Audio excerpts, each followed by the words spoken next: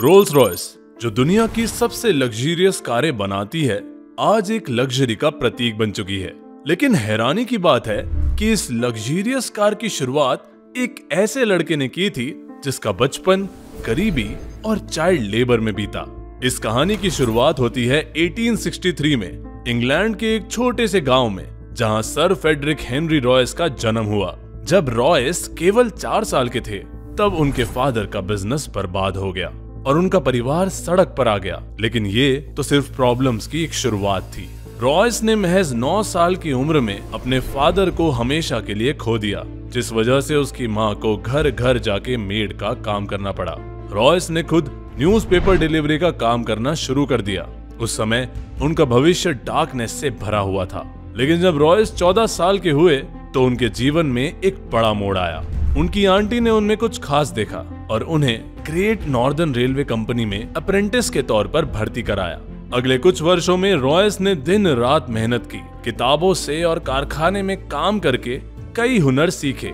17 साल की उम्र तक वह एक बेहतरीन मैकेनिक बन गए थे और 21 साल की उम्र में रॉयस एक इंजीनियर के तौर पर काम करने लगे। लेकिन कुछ समय बाद उनकी कंपनी को फाइनेंशियल प्रॉब्लम्स का सामना करना पड़ा और वह बंद हो गई। इसके बावजूद रॉयस ने हार नहीं मानी और अपनी खुद की इलेक्ट्रिकल इंजीनियरिंग कंपनी खोलने का फैसला किया। रॉयस ने अपनी सारी बचत लगाकर मैनचेस्टर में F.H. रॉयस एंड कंपनी की शुरुआत की। शुरुआत में उन्हें जो भी काम मिला वह उन्होंने पूरे मन से किया, जैसे कि सुइंग मशीन रिपेयर करना, इलेक्ट्रिकल फिटिंग्स करना। जल्द ही रॉयस ने देखा कि इलेक्ट्रिकल लाइटिंग और फिटिंग्स की डिमांड बढ़ रही है। उन्होंने आर्क लाइट्स, बल्ब होल्डर्स और इलेक्ट्रिकल डोर बोल्ट्स का प्रोडक्शन शुरू कर दिया और इससे कंपनी को जबरदस्त सक्सेस भी मिली। साल 1900 आते आते उनकी कंपनी की बिक्री 20,000 पाउंड्स पार कर चुकी थी। हालांकि 1901 में जर्मन और अमेरिकी कंपनियों ने ब्रिटिश इलेक्ट्रिकल बाजार में एंट्री की और इससे कंपटीशन भी बढ़ गया। रॉयस ने अपने कारोबार को बचाने के लिए फ्रेंच में डोकोविल कार खरीदी, लेकिन वह कार उनकी उम्मीदों पर खरी नहीं उतरी।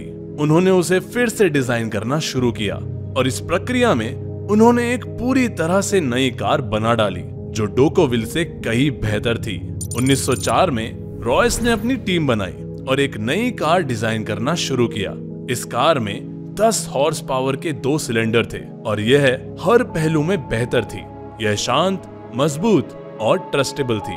रॉयस को यह एहसास हुआ कि वे अकेले अपनी कारों को नहीं बेच सकेंगे, इसीलिए उन्होंने चार्ल्स रोल्स से मुलाकात की।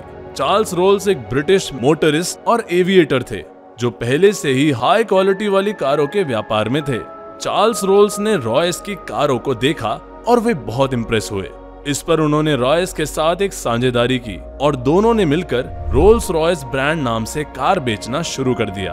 1906 में रोल्स रॉयस लिमिटेड का आधिकारिक तौर पर फॉर्मेशन हुआ और इसने सिल्वर घोस्ट को लॉन्च किया, जो अपनी बेहतरीन परफॉर्मेंस और रिलायबिलिटी के लिए मशहूर हो गई। इस कार की रिलायबिलिटी को साबित करने के लिए रोल्स ने 24,000 किलोमीटर का एक टेस्ट ऑर्गेनाइज किया, जिसमें यह कार बिना किसी परेशानी के लगातार चलती रही। 1910 में चार्ल्स रोल्स की एक प्लेन क्रैश में मौत हो गई, जिससे रॉयस को गहरा शॉक पहुंचा। लेकिन रॉयस ने अपने काम को जारी रखा और 1911 में वो कुछ अमेजिंग इंप्रूवमेंट्स के साथ वापस लौटे। रॉयस ने स्पिरिट ऑफ एक्सटेसी नाम के एक साइन को प्रेजेंट किया, जो सिंबल था स्पीड, ब्यूटी एंड फ्रीडम का। यह सिंबल आज रोल्स रॉयस कारों में एक फेमस आइकन बन चुका है। सेकेंड वर्ल्ड वॉर के दौरान रोल्स रॉयस ने अपनी सिल्वर घोस्ट को आर्मर्ड कलर में बदल दिया और इसने वॉर में इंपॉर्टेंट रोल प्ले किया। 1915 में रोल्स रॉयस ने प्लेन इंजन के प्रोडक्शन में भी कदम रखा और अपना पहला इंजन ईगल लॉन्च किया। यह इंजन ब्रिटिश बॉम्बर्स में इस्तेमाल हुआ। युद्ध के बाद रोल्स रॉयस ने अपनी कारों और प्लेन इंजन्स में और सुधार किया।